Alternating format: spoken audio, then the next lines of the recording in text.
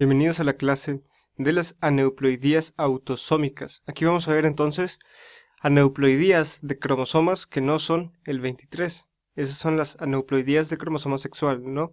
Aquí estamos viendo aneuploidías de cromosomas autosómicos. Así que tenemos aneuploidías, las dividimos en autosómicas y de los cromosomas sexuales. Aquí vamos a ver las autosómicas. Y acuérdate que las podemos dividir en monosomías y en trisomías, de acuerdo a qué es lo que pasa con los gametos en la disyunción de la meiosis. Las monosomías no son compatibles con la vida, así que no hay ningún síndrome que tengas con una monosomía, causan abortos. Así que las monosomías son incompatibles con la vida. Las tres trisomías que sí sobreviven son la trisomía 21, la trisomía 18 y la trisomía 13. El resto son incompatibles con la vida. Es decir, puedes tener trisomía del cromosoma 1, 2, 3, 4, pero no las vas a ver porque son incompatibles con la vida. Las tres que sí vamos a ver y que son compatibles con la vida son el síndrome de Down, que es una trisomía del cromosoma 21, síndrome de Edward, que es una trisomía del cromosoma 18, y síndrome de Patau, que es una trisomía del cromosoma 13. Ahora, estos tres son compatibles con la vida en el aspecto de que son nacidos vivos. Sin embargo, estos dos no sobreviven comúnmente más allá de un año de edad. Solamente la trisomía 21 es la que puede sobrevivir más allá hasta la edad adulta. Vamos a hablar primero del síndrome de Down. El síndrome de Down lo estamos viendo aquí porque el 95% de los casos está causado por una no disyunción durante la meiosis. La más común de las dos, porque hay no disyunción en la meiosis 1 y no disyunción en la meiosis 2, la más común es la no disyunción en la meiosis 1. El 3% de los casos está causado por una translocación robertsoniana, que vamos a ver después, y menos del 2% está causado por un mosaicismo. Causa más común del retraso mental es el síndrome de Down. Entonces, acuérdate que la primera causa es síndrome de Down. Causa de retraso mental, en primer lugar, síndrome de Down. En segundo lugar, está el trastorno que ya vimos, que era el síndrome del X frágil, que es un trastorno ligado al X y es dominante. Acuérdate, ligado al X dominante, X frágil, segunda causa más común de retraso mental. El síndrome de Down entonces es la causa más común de retraso mental y es el trastorno citogenético más común en nacidos vivos. ¿Por qué? Nosotros no sabemos en realidad cuál es la frecuencia de los trastornos citogenéticos en general. ¿Por qué? Porque la mayoría causan abortos. Así que de los nacidos vivos el más común va a ser síndrome de Down. Aquí están algunas características, las más importantes de las causas del síndrome de Down. Dijimos que el 95% del síndrome de Down está causado por una no disyunción meiótica. Más común el problema en la meiosis 1 que el problema en la meiosis 2. Y su riesgo de recurrencia está basado en la edad materna. Es decir, entre mayor es la madre, es más común que tenga o más probable que tenga más de un hijo afectado. Así que la no disyunción meiótica relacionada a la edad materna y causa el 95% de los casos de síndrome de Down. Una translocación no balanceada causa el 3% de los casos de síndrome de Down. En este caso, como vamos a ver después, son personas que tienen 46 cromosomas. Aquí no tienes aneuploidía, no tienes 47 cromosomas. En la no disyunción meiótica tienes 47 cromosomas, tienes 3 copias del 21.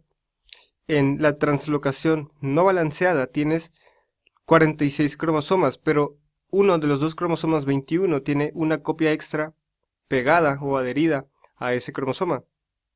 Al final acabas con 3 copias del cromosoma 21, nada más que aquí tienes un cromosoma 21 pegado a otro cromosoma 21 y eso hace que tengas un cromosoma 21 pero con 2 cromosomas 21. Lo vamos a ir viendo poco a poco cuando veamos las translocaciones. Pero estas translocaciones causan 3% de los casos de síndrome de Down. Como vamos a ver después, estas translocaciones significan que en los pacientes con síndrome de Down que tienen la translocación, 1/3 de sus padres van a ser portadores de una translocación sí balanceada. Lo vamos a ver después, pero si tienes la translocación sí balanceada, eso te predispone a tener un riesgo de recurrencia alto. Y este es el simple hecho por el cual, si tú ves a un paciente recién nacido que tiene síndrome de Down, lo correcto es hacerle un cariotipo a los padres. No solamente al paciente está indicado para confirmar el diagnóstico, pero a los padres les tienes que hacer un cariotipo en una situación correcta, porque un tercio de los padres, si estás dentro de las translocaciones no balanceadas, un tercio de los padres portan un trastorno que le llamamos translocación balanceada, y si son portadores de esto, tienen un alto riesgo de recurrencia en otro embarazo. Pero bueno, vamos a tocar estos temas después. La otra causa de síndrome de Down son mosaicismos que causan menos del 2%. En los mosaicismos, la característica especial es que tienes dos diferentes líneas celulares. Acabas con células euploides, células completamente normales, y células con trisomía. Es decir, tienes algunas células que tienen las 3 copias del 21 y tienes otras células que nada más tienen las 2 copias del 21. Si tienes un paciente mosaico, puedes tener un fenotipo menos severo, porque no todas las células tienen la trisomía, y eso te permite tener un fenotipo menos severo. El fenotipo se caracteriza por un retraso mental de severidad variable, que va desde moderado hasta severo. Tienen un puente nasal plano, si te das cuenta, orejas de implantación baja, un cuello corto y braquicefalia, que significa que estos pacientes tienen braquicefalia, que significa que tienes la parte occipital del cráneo está plana. Si te das cuenta, este es un paciente con braquicefalia, este es un paciente normal. Así que aquí tienes plano la región occipital del cráneo, característica de síndrome de Down. También tienes un pliegue epicántico prominente que va a cubrir la parte medial del ojo. Tienes este pliegue epicántico grande que cubre esta parte medial de los ojos de estos pacientes. Tienes unas hendiduras palpebrales oblicuas. ¿Qué significa esto? Significa que en un ojo normal tú tienes estas hendiduras palpebrales que si tú trazas una línea es una línea casi recta. En un paciente con síndrome de Down tienes estas hendiduras oblicuas, es decir, si tú trazas una línea, tienes una línea oblicua en vez de tener una línea recta. Tienes estas manchas aquí en el iris que se llaman manchas de Brushfield, característica importante y también pregunta de examen siempre en el síndrome de Down. También tienes esta característica en las manos de los pacientes que tienen el pliegue palmar horizontal. También tienes un espacio amplio entre el segundo y tercer dedo del pie. Las comorbilidades de síndrome de Down son muy importantes. ¿Cuáles son? Las comorbilidades cardíacas se presentan en el 50% de los pacientes. Puedes tener un defecto del septo auriculoventricular completo, un defecto nada más de la región auricular o un defecto nada más del septo ventricular. También valvulopatías. Ahora, estas son fáciles de recordar porque siempre las vas a ver en clases y las vas a ver una y otra vez y se te van a grabar. El problema son estas de aquí abajo. Las gastrointestinales. Tienes una incidencia muy alta de estenosis duodenal. También puedes tener atresia duodenal. ¿Qué pasa? Es un paciente que tiene el duodeno muy estrecho o incluso no lo tienes completamente abierto. Entonces, ¿qué pasa con el estómago? El estómago no puede enviar su contenido hacia el intestino delgado. Entonces, es un paciente que en su periodo neonatal lo alimentan y el bebé va a vomitar contenido biliar. Así que tienes estenosis duodenal, puedes tener atresia duodenal y esto está también relacionado a que tienes una radiografía con aire o el signo de la doble burbuja, que tienes aire en el estómago y tienes aire después también en el duodeno, situación que no debe ocurrir. Así que trastornos gastrointestinales muy frecuentes en síndrome de Down, la estenosis duodenal lo más frecuente, con vómito biliar. La enfermedad de Hirschsprung también se presenta. Ano imperforado es otra presentación, fístula transesofágica, enfermedad celíaca. Estos últimos tres son menos frecuentes de los trastornos gastrointestinales, neurológicas, el retraso mental y Alzheimer juvenil. Virtualmente todos los pacientes con síndrome de Down presentan Alzheimer a una edad entre 35 y 40 años de edad. Así que Alzheimer es muy importante en síndrome de Down. Trastornos endocrinológicos, diabetes mellitus tipo 1, hipotiroidismo, obesidad, problemas hematológicos, leucemia linfoblástica aguda. Muy importante también, pacientes con síndrome de Down predispuestos a sufrir leucemia linfoblástica aguda. Otra presentación del síndrome de Down es la hipotonía neonatal. También tienen macroglosia y anormalidades de la faringe. Todo esto, si te das cuenta, está relacionado al desarrollo inadecuado de la cresta neural. Acuérdate de las clases de embriología. La cresta neural, las células de la cresta neural se van por todas partes en los tejidos y nos ayudan a diferenciar ciertos otros tipos de tejidos. Te van a causar entonces, o si te das cuenta, está relacionado a los problemas del septo auriculoventricular, está relacionado a los trastornos como Hirschsprung con problemas de los plexos y está relacionado también a las anormalidades de la faringe, la macroglosia. Así que también, aunque no se sabe exactamente cómo sucede la relación entre los problemas de la cresta neural y el fenotipo del síndrome de Down, cada vez se entiende mejor que son los problemas en la cresta neural, en la migración de la cresta neural, los que terminan causando ciertas partes del fenotipo en estos pacientes. Pero esta tabla es muy importante.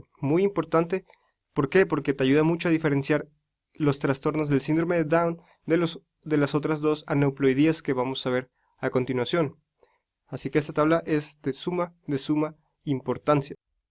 El diagnóstico certero de este síndrome es a través de un cariotipo. Se puede hacer de manera prenatal con amniocentesis y lo que haces es que encuentras 3 copias del cromosoma 21. Este es un trastorno por no disyunción o por un mosaicismo, pero en los problemas por translocaciones no se va a ver así, lo vamos a ver después. Una forma de hacer un diagnóstico indirecto es el ultrasonido prenatal, que vas a encontrar translucencia nucal, porque aquí hay mucho líquido, y vas a encontrar pobre desarrollo de los huesos nasales. Esta tabla es muy importante, siempre preguntan en examen cómo distinguir entre síndrome de Down, entre síndrome de Edwards y de Patau a través de estos estudios de laboratorio. La gonadotrofina coriónica humana, beta o HCG, está elevada durante todo el embarazo. La alfa-fetoproteína se empieza a elevar aproximadamente en el segundo trimestre. Pero son preguntas de examen. Al final vamos a ver cuál es la diferencia entre estos marcadores y los marcadores en síndrome de Patau y en síndrome de Edwards. Pero aquí en síndrome de Down lo que haces es que disminuyes alfa-fetoproteína, aumentas HCG. Ahora, hay otros marcadores, pero generalmente no te los preguntan en exámenes, pero sí hay otros varios. Esto se mide en el plasma materno, así que esto es importante. El síndrome de Edwards es una trisomía del cromosoma 18. La causa más común es la no disyunción durante la meiosis, también relacionado a la edad materna. Siempre que veas no disyunción durante la meiosis, tienes que relacionarlo a la edad materna. Es la segunda trisomía más común en nacidos vivos, después de síndrome de Down. La gran mayoría no pasa del año de edad. Son pacientes que fallecen antes del año de edad. Si te das cuenta, en los cromosomas tienes el cromosoma 18 repetido 3 veces. Aquí si te das cuenta, en este cariotipo están poniendo una línea aquí y eso te ayuda a saber ¿qué? A saber dónde está el centrómero. Por lo tanto, aquí tienes el centrómero en medio y estamos viendo 3 repeticiones del cromosoma 18. ¿Cuál es el fenotipo de esos pacientes? Característicamente, y es muy importante, son bebés que nacen con puños cerrados y con los dedos superpuestos, con un puño así, con los dedos superpuestos, si te das cuenta. Otras características es que tienen los tobillos en varo, si te das cuenta tienes los tobillos que están doblándose así, tienes esos tobillos en varo. Si te ayuda, formas un aro con los tobillos, varo, formas un aro con los tobillos. Baja implantación de las orejas, eso no te ayuda a diferenciarlo de Down. tienes malformaciones del cráneo y micrognatia. Si te das cuenta, tienes este mentón muy pequeño. Características de laboratorio en el diagnóstico indirecto, acuérdate que es a través de la beta-HCG y de la alfa-fetoproteína, pero el diagnóstico directo es con el cariotipo. Entonces, ¿qué pasa con la beta-HCG? Tienes en el primer trimestre, segundo y tercer trimestre la beta-HCG disminuida, mientras que la alfa-fetoproteína está aumentada. Así que diferencia del síndrome de Down. Otra relación con síndrome de Edwards es que tienes predisposición a defectos del tubo neural y a onfalocele. Estos trastornos no los ves en síndrome de Down. En el síndrome de Patau no ves defectos del tubo neural, nada más ves onfalocele. Ahora, el síndrome de Patau es una trisomía 13. ¿Qué pasa? Tenemos 3 copias del cromosoma número 13. Trisomía 13. La causa más común de nuevo es la no disyunción durante la meiosis y está relacionado a la edad materna. La gran mayoría, de nuevo, no pasa el año de edad. ¿Cuál es el fenotipo? El fenotipo se caracteriza por paladar y labio hendidos, si te das cuenta, microoftalmia, que puede llegar hasta anooftalmia, que no tienen ojos, microcefalia, retraso mental severo, puedes tener hasta holoprosencefalia, es decir, que el prosencéfalo no se separa durante la embriogénesis. También presentan onfalocele y polidactilia cubital, es decir, que tienen un dedo extra del lado cubital del brazo. Defectos cardíacos y renales también se encuentran en estos pacientes. Y ahora, ¿qué pasa con el diagnóstico? El diagnóstico directo de nuevo es cariotipo, el indirecto son de nuevo estos dos marcadores. La beta-HCG está disminuida y la alfa-fetoproteína está aumentada. En esta tabla vamos a diferenciar qué pasa con la beta-HCG y la alfa-fetoproteína en síndrome de Down, Patau y síndrome de Edwards. En el síndrome de Down es el único que tienes aumento de la beta-HCG y disminución de la alfa-fetoproteína, mientras que en Patau y Edwards pasa lo mismo, tienes disminución de beta-HCG y aumento de alfa-fetoproteína. Así que en Edwards y Patau no tienes diferencia, lo único que sabes es que si ves en un examen beta-HCG disminuida y alfa-fetoproteína aumentada, tiene que ser ya sea Patau o Edwards y lo vas a diagnosticar a través del fenotipo o sobre el resto del fenotipo. Aquí en el síndrome de Down tienes esta diferenciación donde aumentas beta-HCG y disminuyes alfa-fetoproteína. Si te ayuda a acordarte, porque estos son preguntas de examen, Down, Down, que significa que en el síndrome de Down tienes alfa-fetoproteína Down, Down, Down. Así que acuérdate, si te preguntan alfa-fetoproteína, ¿cómo está en el síndrome de Down? Down, Down. Está disminuida la alfa-fetoproteína en el síndrome de Down. Y la beta-HCG, hace lo contrario, está aumentada. Así que siempre en un examen te van a preguntar que el síndrome de Edwards es un paciente que tiene una trisomía 18, presenta los dedos superpuestos en el nacimiento. Característica importante, te describen un paciente que nace con los dedos superpuestos al nacimiento y te preguntan ya sea el nombre o te preguntan qué número de cromosomas es el que tiene el problema. El Patau te lo suelen preguntar, acuérdate que es trisomía 13, te lo suelen preguntar con un paciente con paladar y labio hendidos y con la polidactilia. Y el síndrome de Down pues es más complejo, te lo describen o tienen muchas cosas que describirte con problemas cardiovasculares, con problemas el Alzheimer, con los problemas gastrointestinales y con estas características de la alfa-fetoproteína Down y la beta-HCG aumentada.